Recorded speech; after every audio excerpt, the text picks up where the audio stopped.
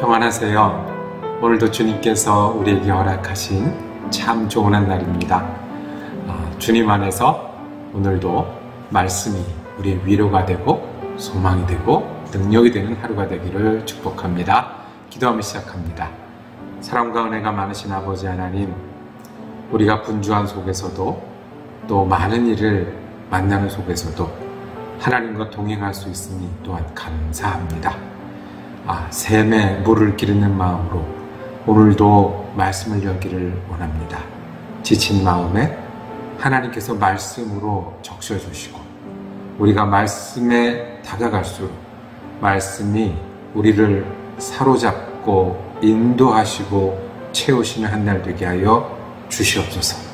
그래서 우리가 말씀에서 우리를 향한 하나님의 마음으로 말미암아 치유를 얻고 힘을 얻고 또 소망을 얻고 일어나는 귀한 시간 될 수 있도록 시간 축복하여 주시옵소서. 우리 주 예수 그리스도 이름으로 기도드립니다. 아멘. 오늘 읽으실 성경 한 장은 구약성경 이사야 1장입니다. 그 중에 16절에서 18절까지 말씀을 받들어 읽겠습니다. 너희는 스스로 씻으며 스스로 깨끗하게 하여 내 목전에서 너희 악한 행실을 버리며 행악을 그치고 선행을 배우며 정의를 구하며 학대받는 자를 도와주며 고아를 위하여 신원하며 과부를 위하여 변호하라 하셨느니라. 여호와께서 말씀하시되 오라 우리가 서로 변론하자. 너희 죄가 주홍 같을지라도 눈과 같이 희어질 것이요 진홍 붉을지라도 양털같이 희게 되리라. 아멘. 오늘 함께 읽으신 말씀을 중심으로 아버지의 호소라는 제목으로 은혜 나누기를 원합니다. 오늘부터 이사야 말씀을 묵상하기를 원합니다. 이사야는 구약 성경에 나와 있는 예언서, 즉 예언자의 이름으로 되어 있는 하나님의 말씀 중에 제일 앞에 오는 책입니다. 그리고 분량도 굉장히 많습니다. 그래서 이 이사야서를 통해서 우리가 사랑하는 여러 말씀이 있고 이사야를 통해서 하나님은 구약시대 유대 백성이 들어야 되는 말씀, 메시아를 기다리던 모든 사람들이 들어야 되는 말씀, 그리고 예수를 믿는 우리가 꼭 기억해야 되는 말씀을 전해주고 계십니다. 이사야 말씀을 묵상하는 동안 이 말씀이 정말 예전에 외쳤던 그 음성으로 우리 귓가에 생생하게 들려지기를 원합니다. 이사야 1장 1절은 이렇게 시작을 합니다. 유다 왕 우시야와 요담과 아하스와 히스기야 시대에 아모스의 아들 이사야가 유다와 예루살렘에 관하여 본 계시라 이렇게 말씀합니다. 하나님의 계시라라고 말씀을 합니다. 이 말씀은 누구에게서 온 말씀인가 하면 하나님에게서 온 말씀입니다. 알아들을 수 있게 예언자의 입을 통해서 우리에게 전해주신 말씀입니다. 그런데 왕 이름이 쭉 나옵니다. 우시야와 요담과 아하스와 히스기야 시대에 실제로는 우시야 말년에 시작한 이 이사야의 사역은, 즉 이사야의 예언 활동은 히스기야 다음 므낫세까지 이어진다고 합니다. 그러면 한 50년 정도, 즉 이사야는 어떤 특정한 사건에 또 특정한 기간에만 하나님의 말씀을 전했던 사람이 아니라 평생 하나님께 쓰임받아서 하나님의 뜻을 전했던 그런 예언자였고 그 말씀을 우리에게 전해주시는 말씀이 이사야서입니다. 이름이 이사야인데요. 이사야는 여호와는 구원이시다 이런 뜻이랍니다. 참 이름이 좋죠. 우리로 말하면 구원 이런 이름을 갖는 겁니다. 또 한 번 찝었습니다. 이것은 누구에 대한 예언이라고요? 유다와 예루살렘에 대한 예언이다. 대상도 분명합니다. 시대도 분명하고 대상도 분명합니다. 왜 그렇게 하셨을까요? 우리는 이사야를 볼 때 이 시대와 이 대상을 기억하면서 보아야 합니다. 이 이야기를 처음 들었던 사람들이 누구지? 이 시대에 아직 유다 왕국이 그 왕국을 열심히 유지하고 있을 때 그 시대에 사는 유다 사람들에게 주신 말씀이구나. 그 시대 사람들은 어떻게 들었을까? 하나님께서 그 시대 사람들의 어떤 면에 대해서 말씀하셨을까? 그리고 이 말씀을 듣는 유다 백성은 그 다음에 어떻게 되었을까라고 우리는 이 이야기를 들을 때마다 고려하면서 들어야 한다는 뜻입니다. 예언은, 이사야를 포함해서 예언은 그냥 하늘에 던져진 이야기가 아닙니다. 아무나 들을 사람은 듣고 듣지 말아야 될 사람은 듣지 말아라 하는 이야기가 아닙니다. 분명히 하나님은 전하고 싶은 뜻이 계십니다. 그리고 전하고 싶은 대상이 있습니다.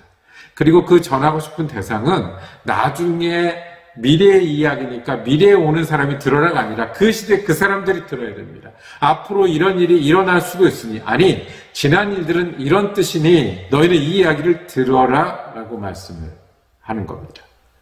듣고 어떡하라고요? 거기에 대해 대응하라는 겁니다. 그 말씀을 가슴에 받든, 그 말씀을 가지고 고민을 하든, 그 말씀을 가지고 어떻게 내가 살아야 할지를, 하나님 앞에 지내야 할지를 살피든 하나님께서는 그 시대 그 사람들에게 말씀하십니다. 동일한 말씀을 우리에게 주십니다. 우리가 이사야를 다시 읽을 때 그 이사야는 우리를 향한 말씀이어야 합니다. 어떤 내용을 말씀하기를 원하실까요? 2절, 3절, 4절에 이렇게 이어집니다. 하늘이여 들으라, 땅이여 귀를 기울이라. 여호와께서 말씀하시기를 내가 자식을 양육하였거늘 그들이 나를 거역하였도다. 하나님의 첫 번째 음성은 나를 거역한 이스라엘 백성에 대해서 이야기를 합니다. 그래서 어떻게 되었냐면 9절에 가면 소돔과 고모라 같았다 그랬습니다. 소돔과 고모라는 어떤 때입니까? 창세기에 보면 소돔과 고모라는 불로 하나님께서 하루아침에 태워버린, 멸망시켜버린 죄악의 도시입니다. 그 죄악이 하늘에까지 닿아서 하나님이 확인하고 확인해도 그 죄악을 두고 볼 수 없어서 불로 태워버린, 특별히 우리 롯 이야기 기억하시죠? 그 롯이 거기 있으니 천사가 가서 롯을 거기서 빼어옵니다. 구출시킵니다. 그리고 소돔과 고모라를 망하게 합니다. 이스라엘 백성이 소돔과 고모라 같이 망했다라고 얘기합니다. 곧 망할 것이다라고 얘기를 하는 겁니다. 어떻게 해서요? 그들이 나를 거역하였다. 이 문장은요, 가만히 보면 좀 특별한 문장 구조를 가지고 있습니다. 이 문장은 법정에서 검사와 재판장이 쓰는 그런 언어입니다. 보실까요? 하늘이여 들으라, 땅이여 귀를 기울이라 라고 얘기를 합니다. 이 이야기는 증인을 세우는 겁니다. 하늘 너 봤지? 땅 너 기억하지? 자, 너희들이 다 아니까 내가부터 이제 이야기를 시작을 하는데, 내가 자식을 양육한 그들이 나를 거역하였다라고 고소하는 겁니다. 근데 이 고소가 특별합니다. 누구의 고소냐 하면 아버지의 고소입니다. 어머니의 고소입니다. 부모된 마음의 고소입니다. 내가 자식을 양육했어요. 근데 그 자식을 어떻게 하는 거예요? 고소하는 거예요. 재판장의 검사가 돼서 내가 내 자식을 고소합니다. 증인도 하늘이 다 압니다. 땅이 다 기억합니다. 이 자식들이 3절에 손은 임자를 알고 나귀는 주의를 알고 짐승만도 어떻다? 못한 사람들이다. 이 백성이 모르는데 4절에 슬프다 그랬어요. 에카, 이거는 아이고 하는 거예요. 우리 옛날에 상이 나면 곡을 한다고 그러죠. 그 곡하는 소리가 슬프다 그래요. 범죄한 나라의 허물한 백성이요, 행위가 부패한 자식이다 그랬습니다. 왜요? 그들이 여호와를 버리며 이스라엘의 거룩한 일을 만물이 여기고 멀리하고 물러갔도다 말씀합니다. 하나님은 심판을 말씀하십니다. 죄악을 말씀하십니다. 이사야는 심판과 죄악을 말하는 그런 책입니다. 들으라, 너희가 소돔과 고모라 같이 망할 죄인들이다. 그런데 그 톤이, 법정에서 고소하는 톤이 어떤 톤이라고요? 아버지가, 어머니가 내가 자녀지만 고소할 수밖에 없는 그런 애타는 심정이었습니다. 그러니 여기는 정의가 먼저입니까? 옳고 그름을 가려서 재판하는 게 먼저입니까? 상처가 있는 거예요. 아픔이 있는 거예요. 슬프다가 있는 거예요. 하나님은 이사야 내내 이 슬픔과 상처를 말씀하십니다. 그래서 그 슬픔과 상처에서 너희가 죄인이고 죄를 지었다고 말씀하십니다. 분명하게 이스라엘에게 말씀하시고 두 번째로 죄악과 심판에 대해서 말씀을 하세요. 그러면 무슨 죄, 무슨 심판, 하나님을 거역했는데 특별히 어떤 것인지 찝어서 말씀을 하십니다. 어떤 것이냐면 12절에 너희가 내 앞에 보이러 오니 이것을 누가 너에게 요구하였느냐 내 마당만 밟을 뿐이니라. 짐승에 배부르다는 겁니다. 그리고 너희가 피를 가지고 쏟아서 제사하는데 그 제사를 기뻐하지 않는다고 말씀하십니다. 마당만 밟고 마음은 없고 형식만 있어요. 왜 그랬을까요? 그게 쉽잖아요. 주일날 시간 지켜서 예배 한번 드리고 예수 믿는 것처럼 살아가는 일이 쉽지 않습니까? 내가 하나님이 재물 주셨으니 축복받기 위해서 헌금 이만큼 하고 감사하다라고 얘기하는 게 쉽지 않습니까? 감사절 지키고 크리스마스 지키는 게 쉽지 않습니까? 그런데 하나님은 뭐를 말씀하시냐면 너희가 마당만 밟지 진심이 없었다는 거예요. 하나님은 우리와 진심으로 대하시는 분이세요. 얼마나 진심이요? 그 아들 예수 그리스도를 보내실 정도로 진심이요. 십자가에서 찢으시고 피 흘릴 정도로 진심이요. 하나님 그렇게 진심인데 너희는 마당만 밟는구나. 형식적인 신앙을 하나님이 제일 싫어하신다고 말씀합니다. 13절에 그러하니 성회와 아울러 악을 행하는 것을 내가 견디지 못하겠노라. 너희가 말은 하나님을 믿는다고 하고 예배는 가끔 드리러 오는데 뭐가 어떻다고요? 너희가 하나님 앞에 하는 마음과 삶은 어떤 거냐라고 말을 하는 거예요. 그렇게 진심으로 살려고 하나요? 내가 하나님의 삶으로 살려고 하는 거예요. 하나님 세게 말씀하셨어요. 너희가 소돔 같다고요. 너희가 고모라 같다고요. 하나님이 정말 싫어하는 것은 뭐냐면요. 너희처럼 예배하는 사람을 싫다라고 말씀하셨습니다. 예배하지만 하나님 믿는다고 하지만 너희처럼 하는 사람 정말 가증히 여겨서 견디지 못하겠다. 어떻게 해요? 마당만 밟는 사람. 어떻게 해요? 말로만 하는 사람이에요. 율법이 있고 하나님의 자녀라고 하는데 그것만 있는 사람이에요. 율법이 있으면 율법의 정신대로 율법의 뜻대로 살아야지. 하나님의 자녀면 하나님의 자녀대로 살려고 애쓰고 수고하고 해야지. 마당만 밟는 사람을. 그래서 하나님 돌아오라고 말씀하십니다.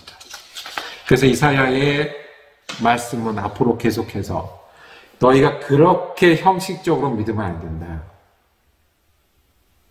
그런데 그 해결책도 주님이 주십니다. 어떻게 말씀하십니까? 18절입니다. 여호와께서 말씀하시되 오라 우리가 서로 변론하자. 너희 죄가 주홍 같을지라도 눈과 같이 휘어질 것이요 진홍 같을지라도 양털과 같이 되리라. 너희 혼자 해결 못하지 와라. 나랑 하자. 내가 너희를 깨끗하게 하고 내가 너희를 새롭게 하고 내가 너희를 바꿀 것이다. 너희가 이 말씀을 듣고 진심으로 내게 돌아와라 라고 말씀하십니다. 돌아오라 돌아오라. 그래서 오신 분이 예수님이십니다. 예수님이 오셔야 해결이 되는 거고요. 예수님이 오셔야 바뀔 수 있는 겁니다. 그 예수님이 우리에게 있으니 이 보라 너희가 내게 와서 변론하자는 우리가 예수님께 다시 돌아오는 겁니다. 내가 말로만이 아니라 형식이 아니라 내가 예수의 사람입니다. 예수를 믿되 진심으로 믿고 그 믿음대로 살고 오늘도 애쓰고 수고하고 몸부림치는 사람입니다.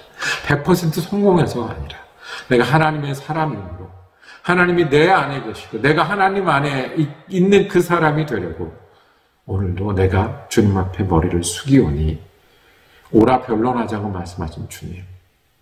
수고하고 무거운 짐진 자들은 다 내게 오라고 말씀하신 주님이 오늘도 내게 은혜가 되어 주십시오. 이것이 하나님이 이사야 선지자를 통해서 우리에게 주시고자 하는 첫 번째 목소리이자 이사야 전체를 말씀하시는 겁니다. 여러분, 아버지의 고소를 들으시기를 원합니다. 기도하겠습니다. 사랑과 은혜가 많으신 아버지 하나님, 하나님이 우리를 자녀처럼 여기시는 그 은혜를 감사합니다. 내가 말로, 생각으로, 형식으로 나태하게 하나님을 믿는 사람이었습니다. 주님, 내가 하나님께 꺼내놓을 진심의 사람이 되게 하여 주시옵소서. 하나님이 내 안 제일 중심에 사시게 하는 믿음의 사람 되게 하여 주시옵소서. 그래서 오라고 말씀하신 주님 앞에 은혜를 의지하여 오늘도 하나님의 사람으로 살아가게 하여 주시옵소서. 우리 예수 그리스도 이름으로 기도드립니다. 아멘. 이사야 말씀 함께 묵상할 수 있어서 감사했습니다. 내일은 이사야서 2장 말씀으로 은혜 나누기를 원합니다. 오늘도 귀하고 은혜로운 한 날 되시기를 축복합니다.